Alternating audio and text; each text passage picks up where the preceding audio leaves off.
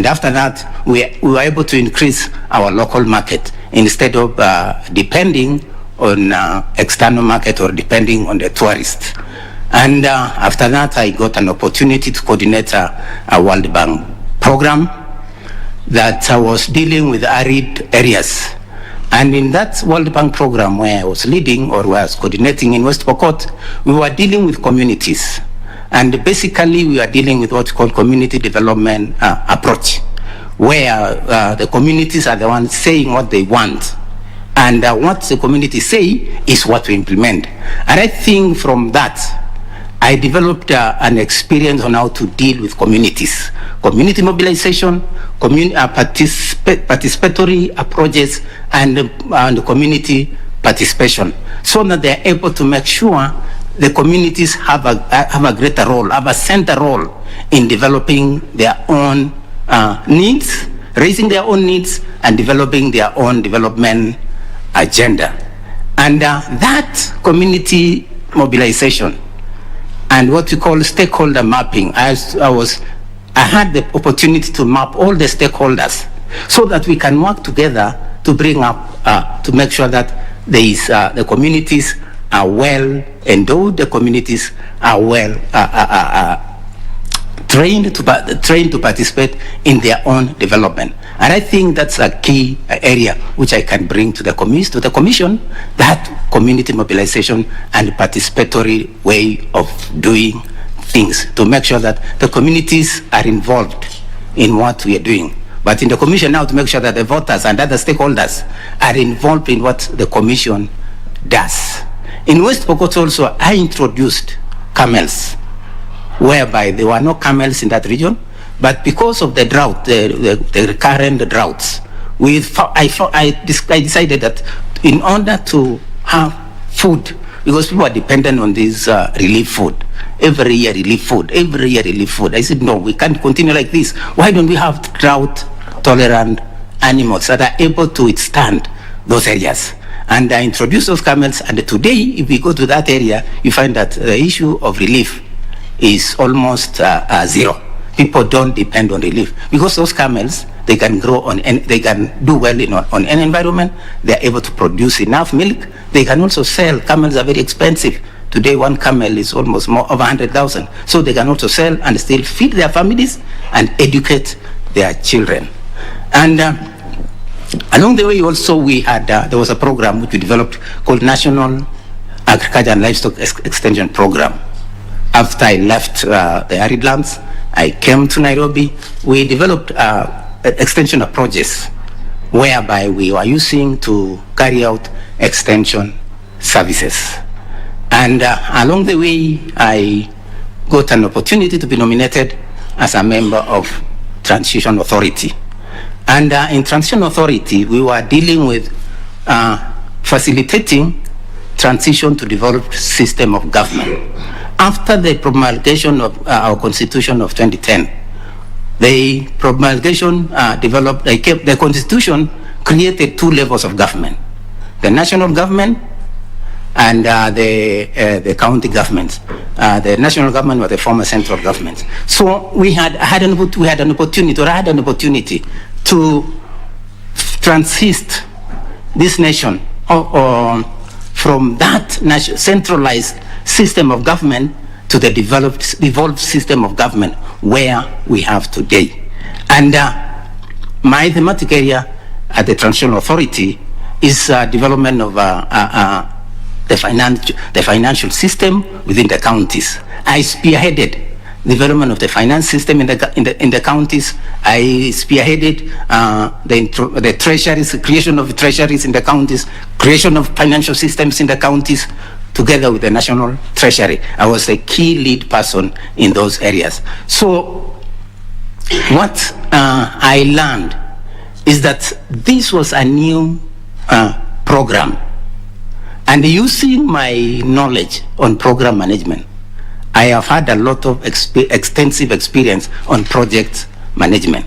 Using my knowledge on project management, it gave me an opportunity to know that transition to devolved system of government is just like any other project that I have coordinated for all this for over 25 years. So that gave me an impetus to to know that we can be able to make it. And I think we made it to where we left. Because, however, the time was very short, but at least we made sure that most functions which were being held by the national government went to the counties. Most structures were developed in the county government. The governors were up and running because these were new systems. And we had an opportunity to train those governors to know what was their roles and what the laws talks about. And something that really I feel it was interesting that when we got into transitional authority, we were given 5 laws to implement.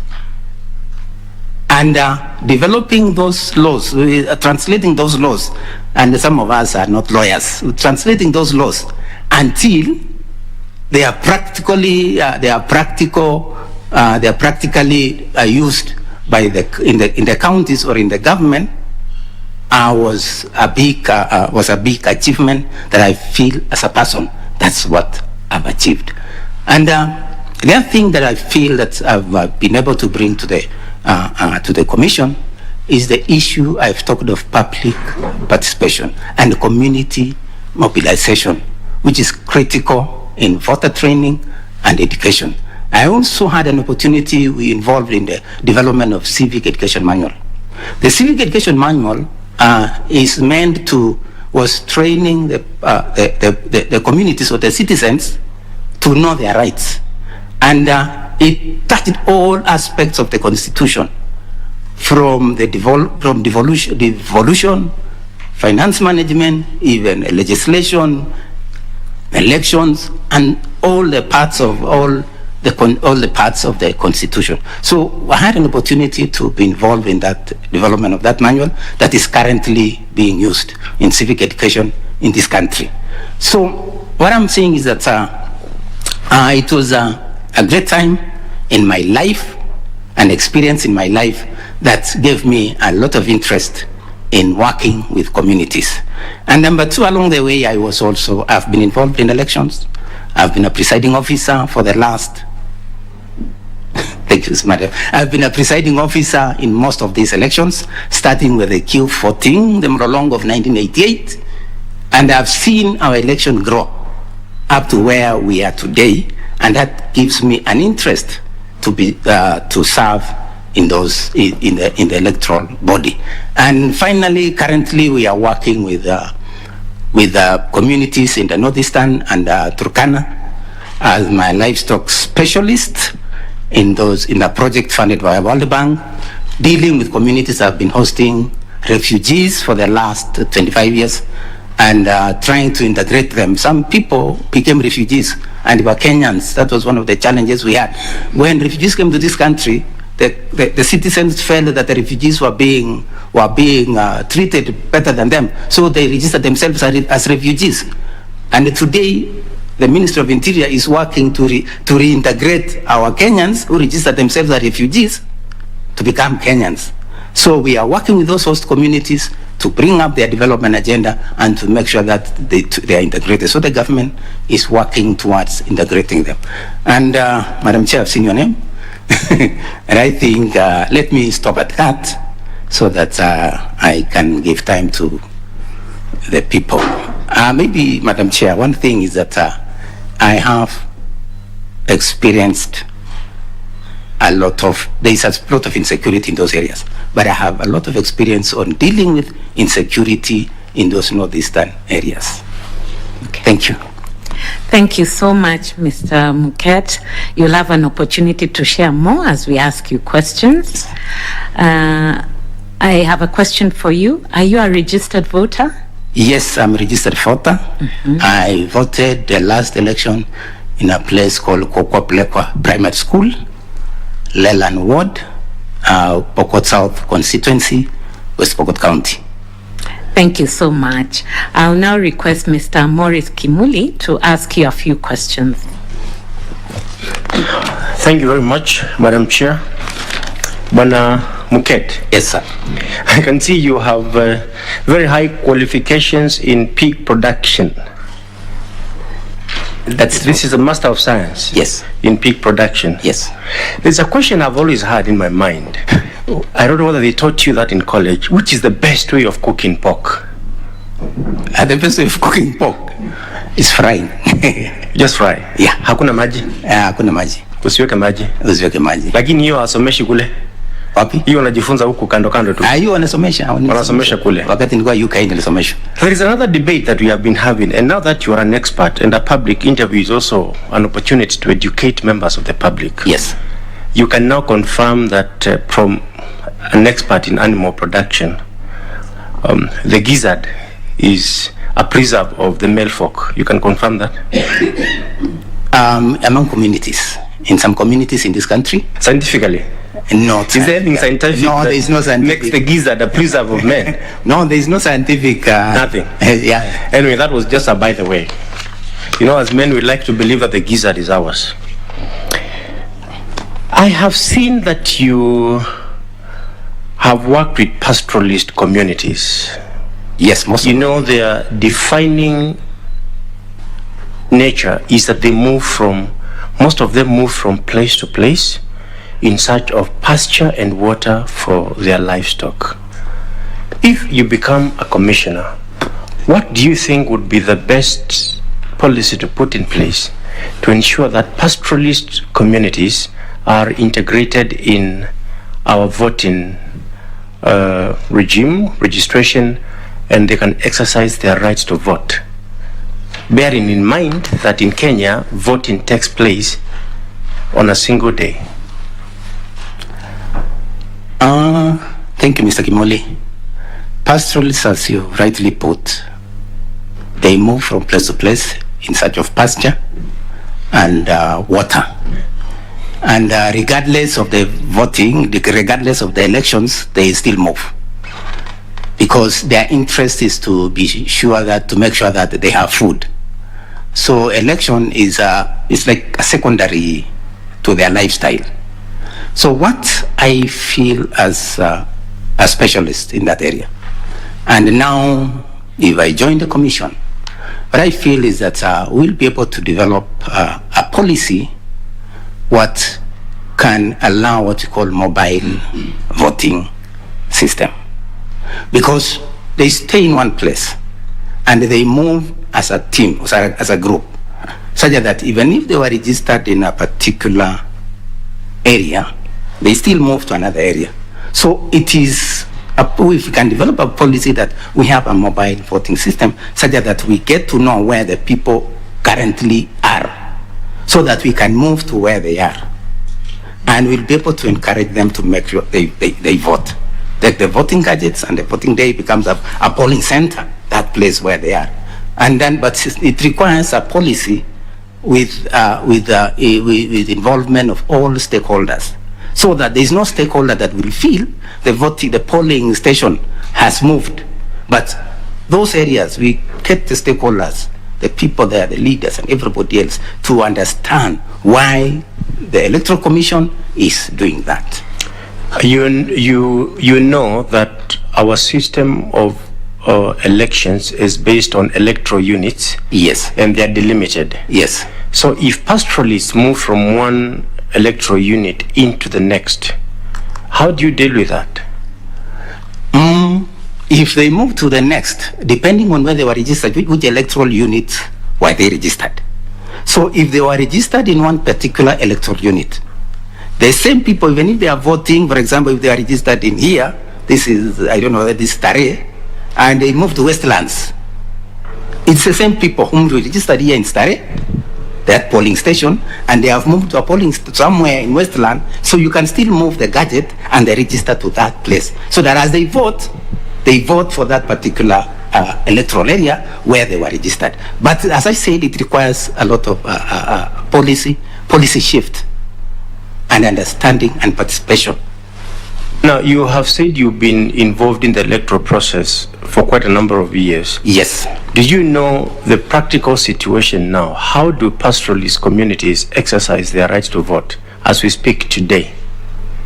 As we speak today, those who are around, they just come and vote. And that's why at times you find that the turn up during the election day, depending on what period of the year, the turnout during the election day may be low, because some of them may have moved.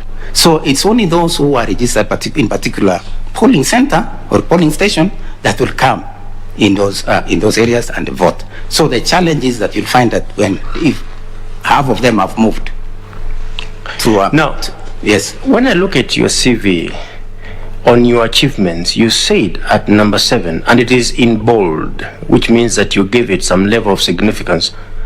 You successfully presided over general elections of 1988, that's Mulolongo. Yes. 1992, the first multi-party elections under Moi. 1997, hotly contested, leading to IPPG reforms because they were deemed to be unfair. 2002, 2007, Kenyans went to war with each other. Why do you think you still need the prefix, the adjective successfully?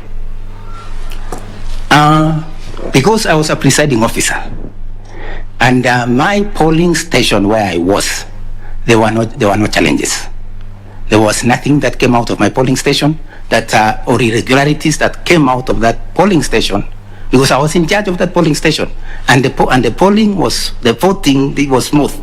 And even when in 2007, when there were problems in this nation, there were no challenges. And even all the polling stations that I have been a presiding officer, there has never been, even if their petition it has never touched those polling stations. So even for 1988, you would still be comfortable to use that adverb, successfully conducted? Because that was the system that time. That was the system. Yes. Thank you very much. Yeah. Thank you very much. You also served with the Transitional Authority. Yes. The Kinudi Wamangi Transitional Authority. Yes.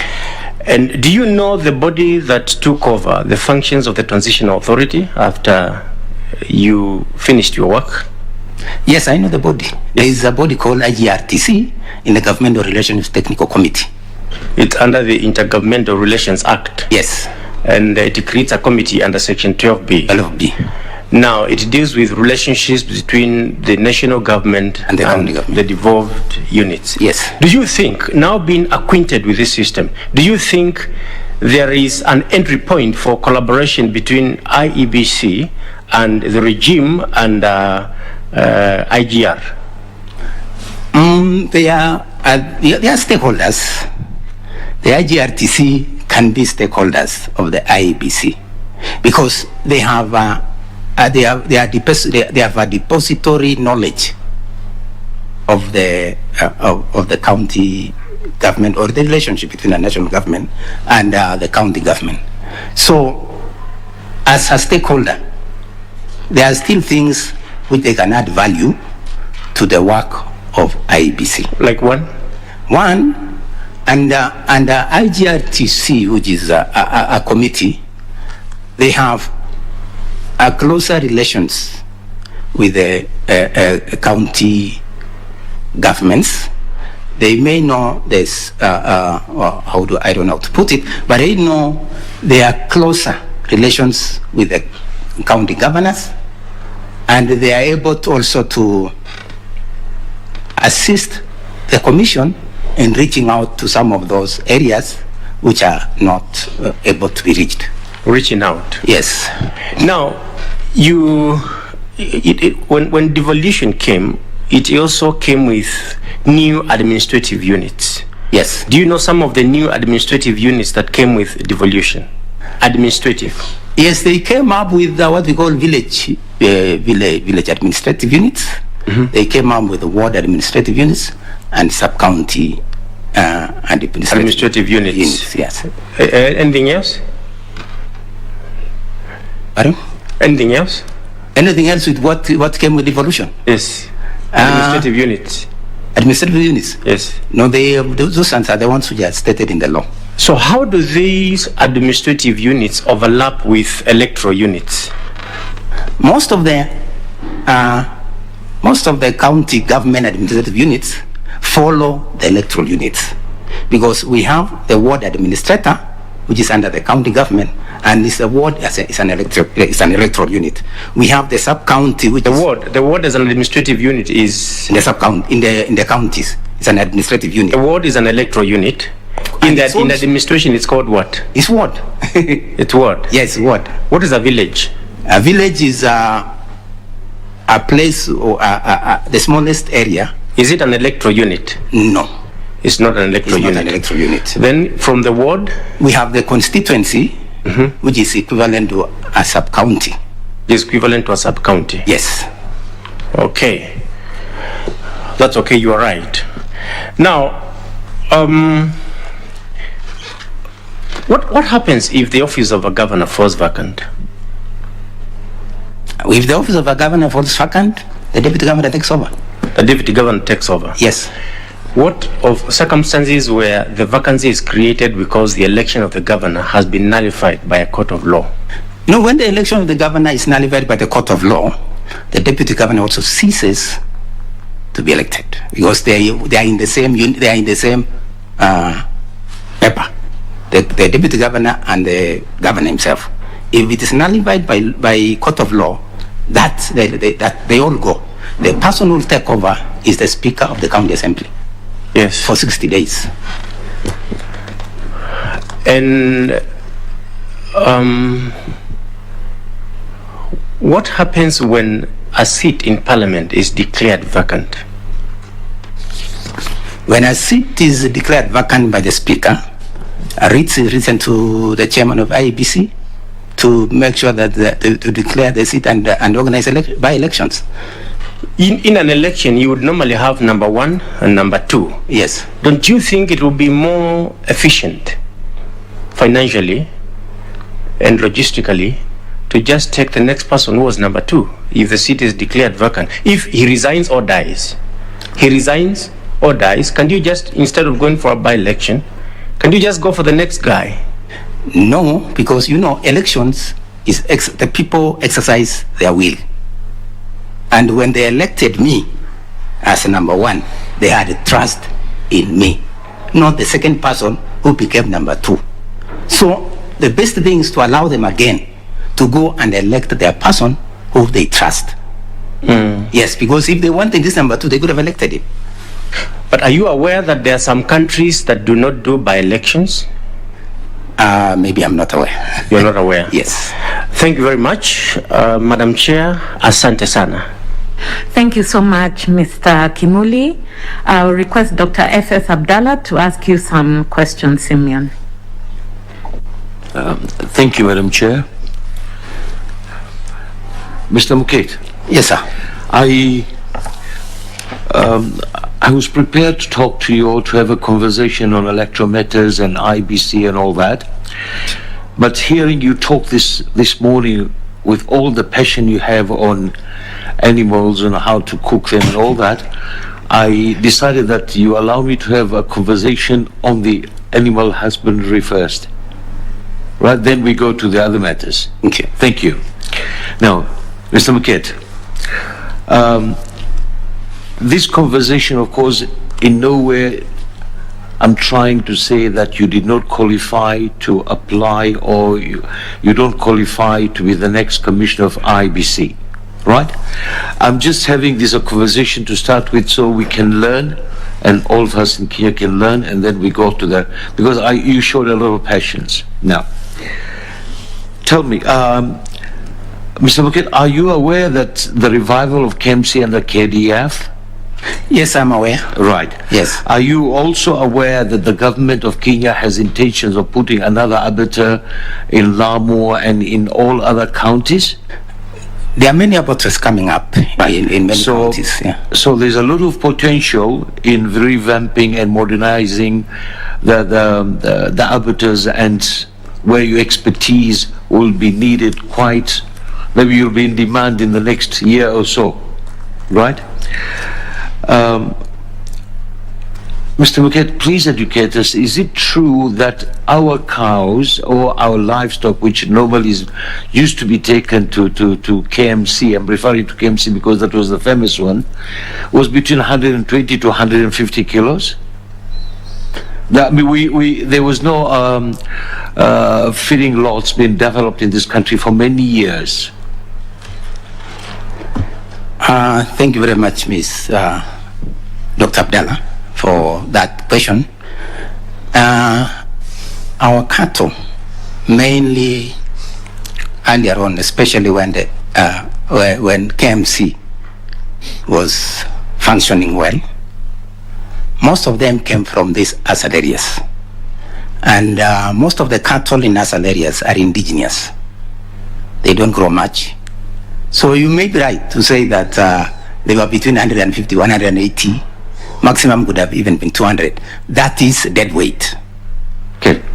So it may have been right because most of the cattle came from those areas, pastoral areas, and they are indigenous animals which do not grow as fast as those exotic animals. As fast as, but they could. Yeah, they could, but genetically they are not meant. They are not go to 280 to 300. Yes, if you feed them well, and also maybe crossbreed them with other genes to make sure that they grow.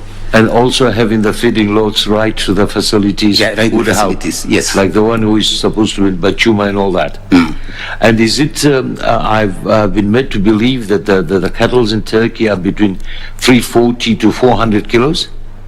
The cattle in Turkey? Turkey. In? Turkey. You know, it's a big industry, the abattoirs yes. is big, yeah? Yeah, because most of the cattle are exotic cattle and these beef animals, because we have beef breeds and then non-beef breeds.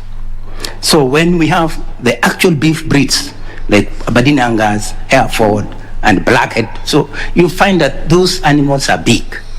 They weigh up to 1,000 kilos live weight. So when you slaughter, you get around 400, 500. Right. So is it also true that 36% to 40% of a cow is the meat? 36 to 40%? It's about 40, depending on the breed. Right. I didn't train like you. I'm just. I know you are not trained, but depending on the breed, the percentage is between 40, 45, maximum 50. Right. Okay. So the discussion I'm having is because I thought that we need to develop also the 60%. You know, the 60% which normally has been rendered in other countries. In here, I think we don't have that industry.